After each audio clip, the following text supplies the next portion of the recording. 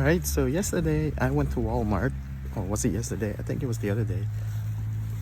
And I bought a blaster box of the NBA hoops basketball.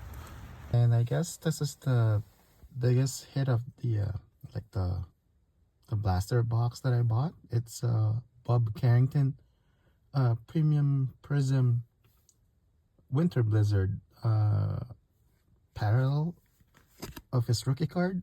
It's out of 88, I guess. Yeah. Oh, yep. 48 out of 88.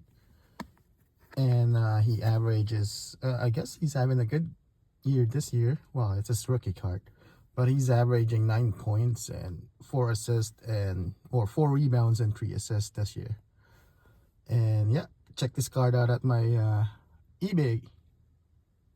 On eBay at JVD Collectibles. Thanks.